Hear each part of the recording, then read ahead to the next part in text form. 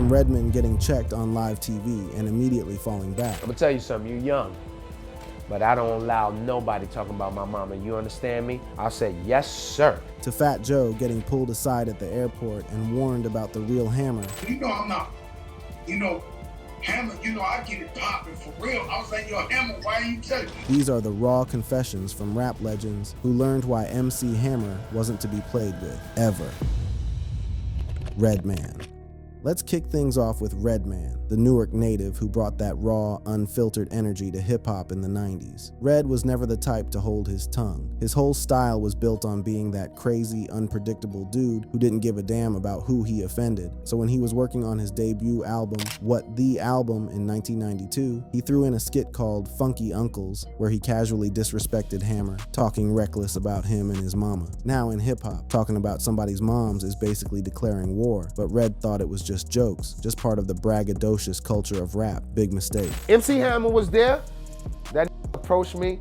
He was like, Red, I'm gonna tell you something, you young, but I don't allow nobody talking about my mama. You understand me? I said, yes, sir. Red later recounted that 3 years after that skit dropped, he was at the final taping of Yo MTV Raps in 1995, and Hammer rolled up on him. The confrontation was calm but cold. Hammer wasn't yelling, wasn't trying to make a scene for the cameras. He just pulled Red to the side and made it crystal clear. And Red, who ain't no punk by any stretch, recognized the energy and responded with a simple, right, man, now I wasn't cool. I wasn't no, you know what I'm saying? I was like, all right, man, you know what I mean? But I was like, yes, sir. But that wasn't even the scariest part. We was already in Oakland with EPMD, and we damn near had to bounce up out of there for that.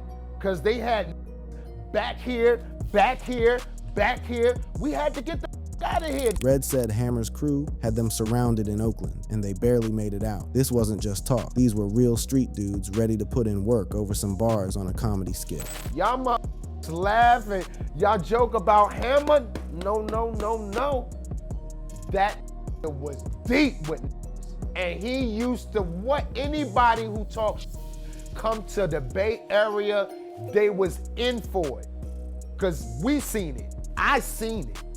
And he was very serious about beef. Redman emphasized that in the 90s, beefs were different. You couldn't just tweet at somebody or drop a diss track and squash it through DMs. Nah, if you had smoke, you'd get it in person, at your show, at your sound check, on your block. And Hammer's reach meant that if you rolled through the Bay Area talking crazy, you were in danger, straight up. But Redman's experience was just one piece of the puzzle. Another MC who learned the hard way was the outspoken member of Third Bass, MC Suge. MC Search from Third Bass got what might be the wildest, most terrifying Hammer story of all time. See, back in 1989, Third Bass dropped their album, The Cactus Album, and on it, they had a line that said, "The cactus turned Hammer's mother out, now search." And Pete Nice claimed it was just wordplay, a reference to Hammer's track, Turn This Mother Out, and them claiming their album, The Cactus, was better. But Hammer didn't see it that way. To him, they were talking about his actual mother, and that crossed a line that couldn't be uncrossed. What happened next sounds like something straight out of a gangster movie. According to Search, Hammer allegedly put out a $50,000 hit on Third Bass through his connections with the Rollin' 60s Crips, one of the most notorious gangs in Los Angeles. We're talking about a gang with tens of thousands of members, and now they had Third Bass in their crosshairs. Search recounts that Hammer's brother, Louis Burrell, called up someone at Def Jam Records and delivered a chilling message about the group. During promotional appearances in LA, Search said they were followed by armed gang members, had to wear Kevlar vests under their clothes, and basically had to move like they were in witness protection. At their album release party, dudes were posted up ready to move on them. Search mentioned that the situation was so intense, it led to him needing 25 years of therapy, 3 days a week, to process the trauma of having actual killers after him over some rap lyrics. Now, some folks question Search's version of events. There's debates online about whether the hit was real or exaggerated, but even Too Short, another Oakland legend, backed up the essence of the story. I wouldn't agree to that, but I would say, without spending any money, Hammer could have told some people to f him the f up. Like that wouldn't have been, it wouldn't have, I know who Hammer was affiliated with, and he wouldn't have to pay to tell somebody to f somebody up.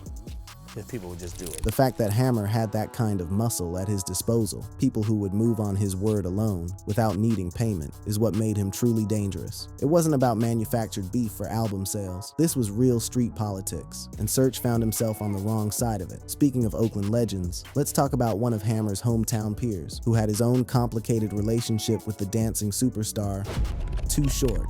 Too Short is an Oakland institution, one of the first West Coast rappers to really blow up independently, selling tapes out of his trunk before the internet made that move commonplace. So when Hammer started blowing up in the late 80s with his more mainstream, family-friendly sound, there was naturally some tension. Both were from the town, both were trying to put Oakland on the map, but they were doing it in completely different ways. You know, Hammer was a big dog, man. He got respect in the streets. Came from a respected crew. And they handled business, him and his brother Lewis and the crew. And, you know, when we saw each other, it was respect and love. But Too Short admitted there was some competitive energy, some subtle disses on records, the kind of thing that happens when two artists from the same city are vying for the crown. The difference was both of them were smart enough and connected enough to know that taking it too far would be a problem for everybody. Hammer took it as they're talking about my mother. Yeah, it wasn't about his mom. It was just clever wordplay and, you know. Hey, man, probably around that time, I don't know when that happened, but Hammer used to, people used to like test them a little bit and just to see if he was, you know, dancing Hammer. And a few times in life, you know, I've heard people tell stories like they caught the wrath of MC Hammer Ain't No Punk. Too Short explained that a lot of rappers underestimated Hammer because of his image, the dancing, the pop appeal, the parachute pants. But anybody who actually knew him, who came from Oakland, understood that was just the packaging. The real Hammer had deep ties, and his brother Lewis was an enforcer who didn't play games. I got a call from Louis Burrell, Hammer's big brother, and he was like, look, man, it was matter of fact. He was like, we've been out on this road, we've been going through some and we're on our way home. He was like, we don't want to come home to some Short. That phone call was basically Louis saying, we've been dealing with real problems on tour. Don't add to our plate when we get back. And Too Short respected it because he knew what they were capable of. And I was like, I get it, because I knew what they had been going through.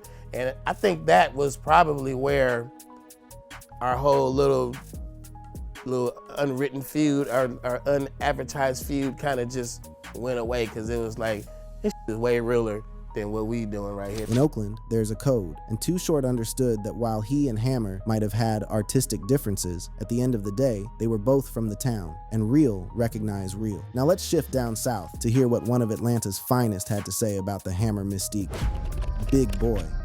Big Boy from Outkast might not have had a direct beef with MC Hammer, but his perspective on the Oakland legend is telling, because it represents how Hammer's reputation spread beyond just the West Coast, all the way to the dirty South. Outkast came up in Atlanta in the mid-90s, right when Southern hip-hop was starting to assert itself as a major force in the game. But even though they were building their own empire, they still paid attention to the legends who came before them, and Hammer's name carried weight. Big Boy's take on Hammer is simple, direct, and unambiguous. Hammer will beat you ass. No long explanation needed, no elaborate story, just a straightforward acknowledgement that despite the dancing and the pop hits, Hammer was somebody you didn't want problems with. Coming from Big Boy, who himself was from a city that was getting increasingly known for its street credibility and trap music, that statement carries serious weight. See, in the 90s, there was this interesting dynamic where East Coast and West Coast were beefing, but the South was kind of watching from the sidelines, learning, absorbing, and building their own identity. Artists like Outkast were paying attention to who the real players were, not just who had the most radio hits, but who actually commanded respect in the streets. And Hammer, despite his commercial success and crossover appeal, was recognized as someone who walked the walk. Big Boy's comment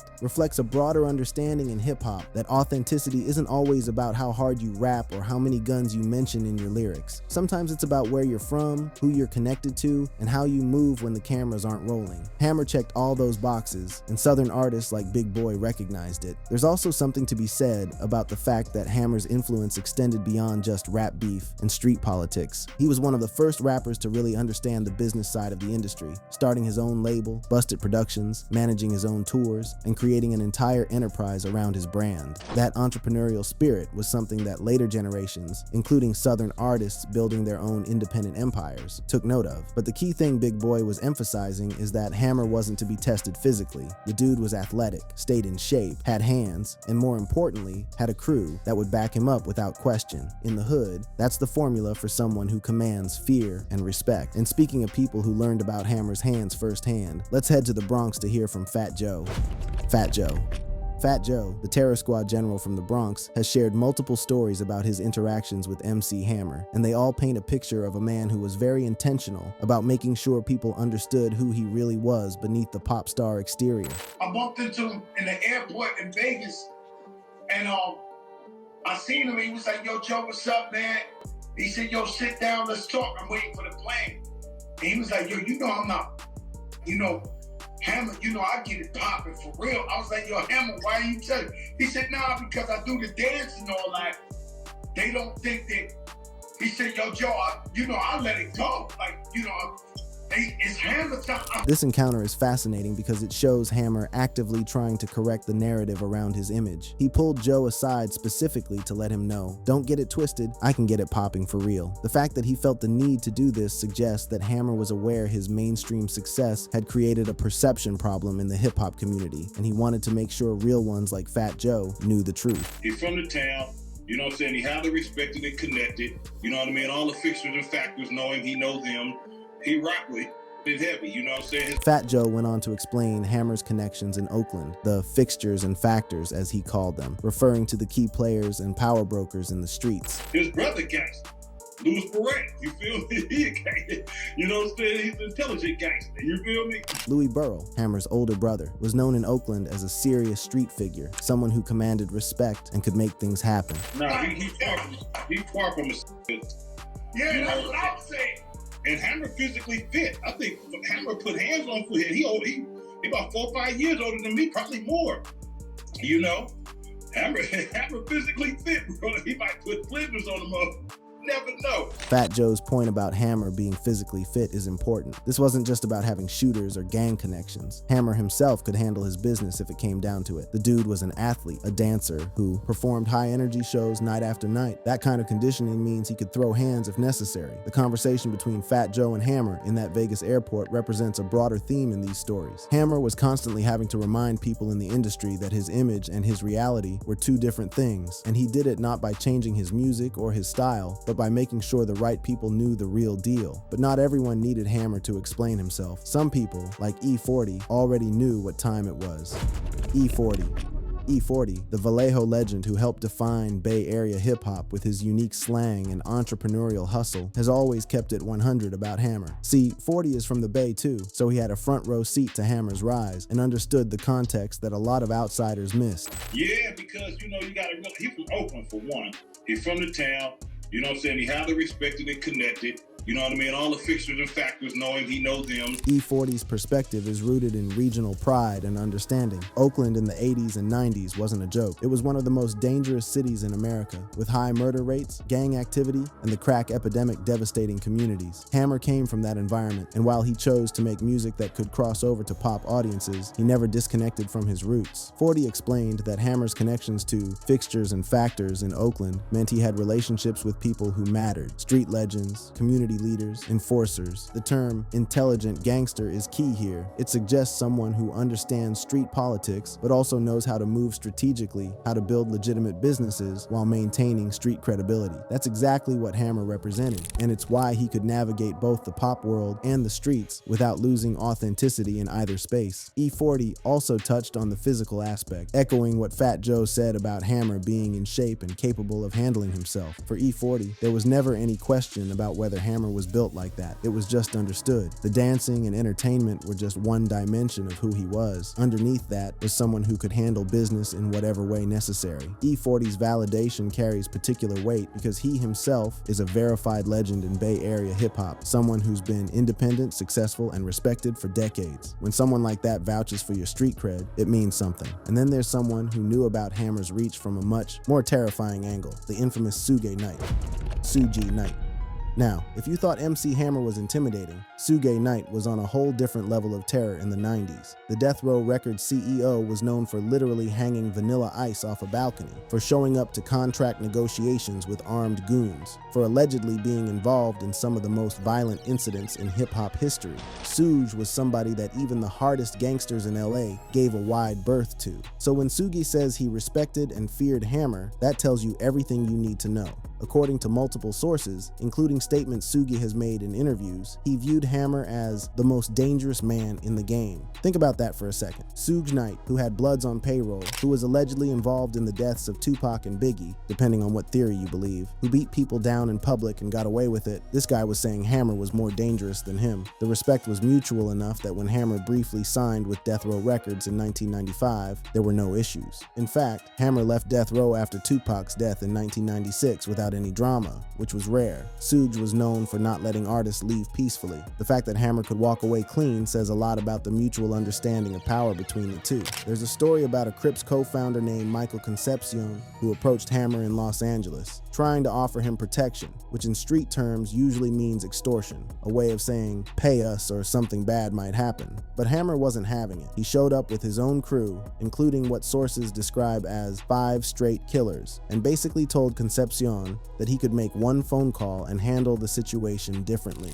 The next day, Concepcion apologized and said they were cool. That's the kind of power Hammer had, the ability to make a Crips co-founder back down. And Suge Knight witnessed this dynamic, which is why he never tested Hammer, never tried to muscle him the way he did with other artists. One of Hammer's producers, Lamaro Lubin, who worked with both Hammer and Death Row, said that Hammer was a bona fide bad guy and more gangster than Suge or Eazy-E. The difference was that Hammer didn't advertise it. His church boy image was deceptive, hiding capabilities that were genuine and ruthless when necessary. From the West Coast's most feared, Mogul. Let's turn to another West Coast icon who had his own run-in with the dancing terror.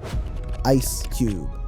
Ice Cube, the NWA legend, the man who wrote some of the most confrontational, anti-establishment rap songs in history, the dude who wasn't scared of the FBI or the LAPD, even he had to humble himself when it came to MC Hammer. The beef started in 1991 when Cube released the music video for True to the Game from his album Death Certificate. In the video, Cube depicted a rapper in sequins and flashy clothes being kidnapped and thrown in a car trunk, a not-so-subtle shot at Hammer. The message was clear. Hammer had sold out, traded his credibility for pop success, and Cube was calling him out for it. But Cube made a critical miscalculation.